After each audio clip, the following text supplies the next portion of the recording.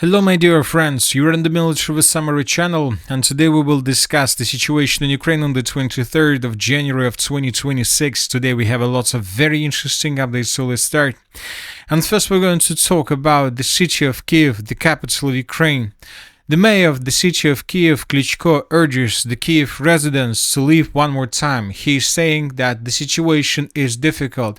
There is a high risk of probability, there is a high probability that Russia will continue its attacks on Kiev's energy infrastructure. The situation is very difficult. Stock up on water and medicine, and those who can should leave the city, and I want to add probably the world immediately.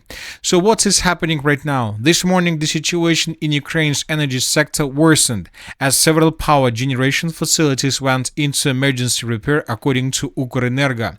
Why is this happening? The equipment is operating at its maximum capacity. Due to preliminary damage and destruction, the surviving power units are under enormous strain to provide the country with electricity and require a shutdown for repairs.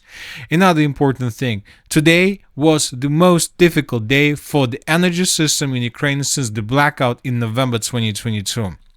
And once again, the mayor of Kiev, Klitschko, emphasizes that there is a high probability that Russia will continue its attacks on Kiev's energy infrastructure.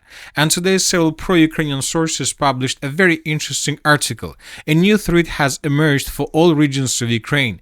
Russia is testing the experimental cruise missile in Ukraine. It will reach both Lvov and Uzhhorod, and it has a range of 1,500 kilometers. The targets are launched from the Iskander M1 complex. So this is going to be a surface-to-surface cruise missile, and this is a very important situation. This is not going to be air-to-surface cruise missile. This is going to be surface-to-surface, which means that Ukrainians will have no chances to detect the missile, because if Russians, let's say, launch aircrafts, Ukrainians can understand that there is a threat of, let's say, Iskander launch, or there is a threat of cruise missile launch or hypersonic missile launch. But when talking about Iskander system, you will not be able to understand that the Russians are going to launch, which means the launch a missile, which means that you will not have additional 5 or 10 minutes to understand what exactly the Russians are going to attack. And this is a very important situation when talking about this conflict between the Russian Federation and Ukraine.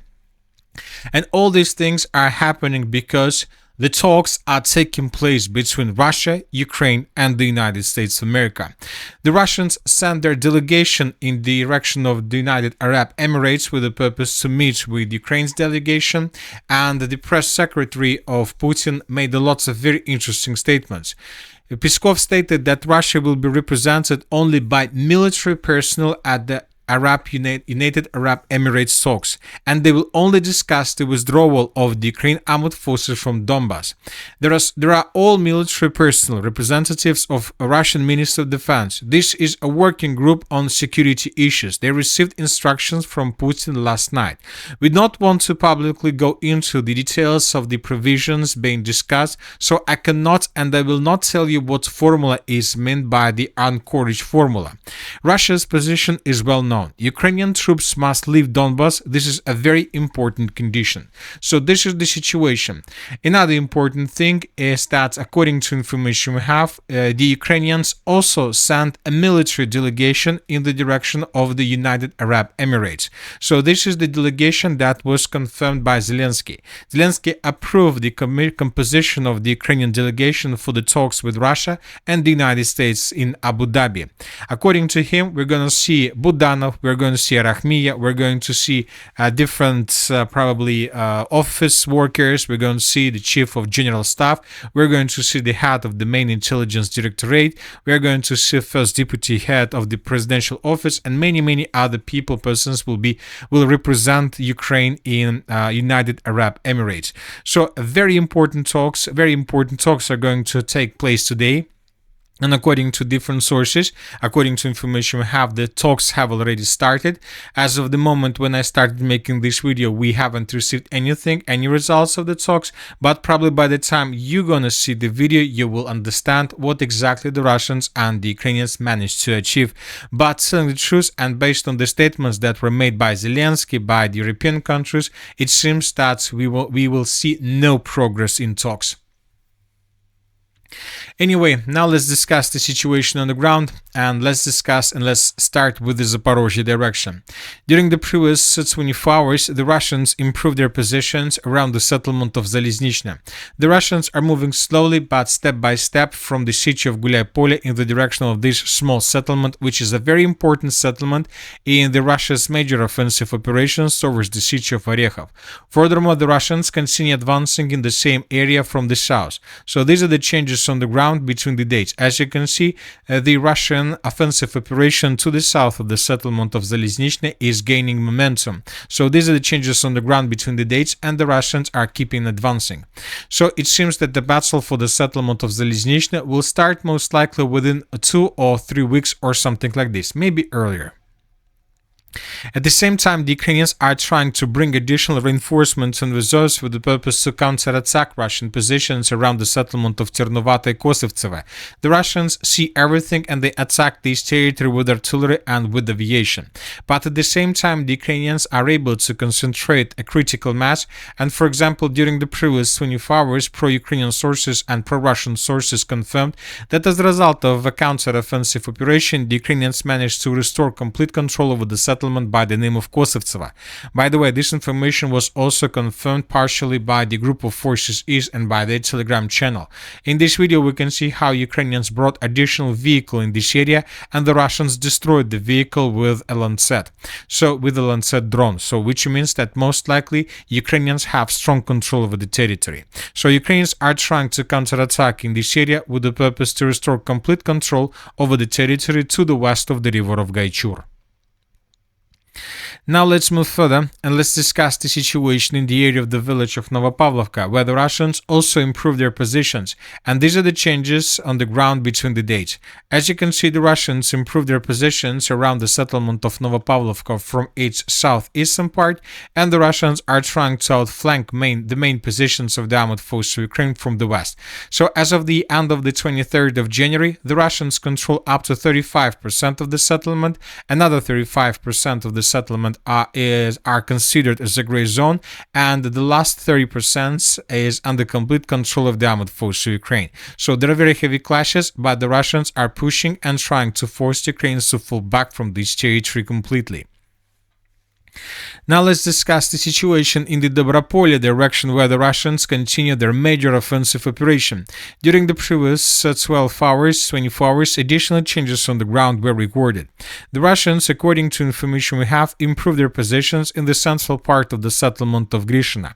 So these are the changes on the ground between the previous dates. So this is the beginning of the offensive operation in the area of Grishova that started somewhere around the 18th of January.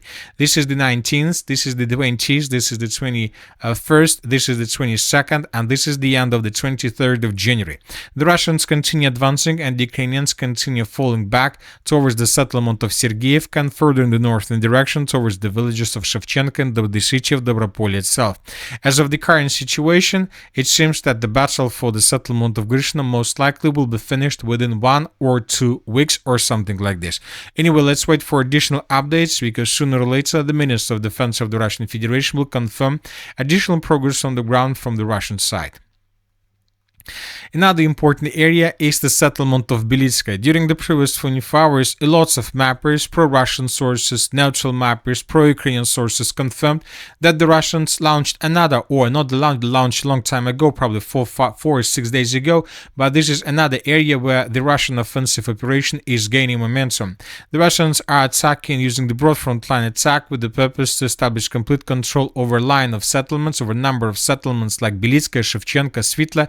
So the Russians are trying to create a very huge gap between the cities of Pokrovsk and Mirnograd and the positions of the armed forces of Ukraine. So for these purposes, as we can see, the Russians are attacking, and the front line, the Russian attack front line is more than 40 kilometers. As for the city of Konstantinovka, during the previous 24 hours, we haven't received almost anything.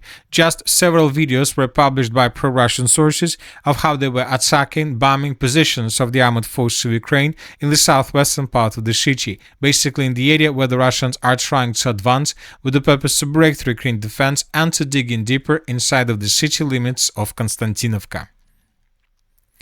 As for the Slaviansk direction, during the previous 24 hours, the most important updates are coming from the Nikolaevka or the Slaviansk power station. The Russians attacked this territory with artillery and with aviation. As a result of these attacks, several explosions were recorded.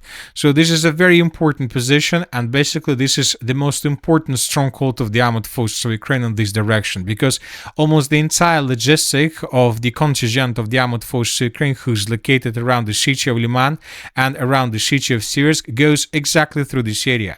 And if we increase the numbers of updates since the beginning of January, you may see that the biggest focus is taking place is laying right exactly in this area. Every single icon from this part of the Slaviansk direction means attack of FPV drone of the armed forces of the Russian Federation. So Ukrainians once again are using this territory to redeploy troops and forces further, both in the northern direction like this, and Ukrainians send forces through the Slaviansk power station in the eastern direction with the purpose to support their contingent in clashes between the villages of Riznikovka and Kaleniki. So that is why the Russians are attacking this territory. So at the same time, the Russians continue their offensive operation in the area of the city of Liman. And as you can see, we have huge changes on the ground. This is the situation by the end of the 21st of January, this is the 22nd of January, and this is the 23rd of January of 2026.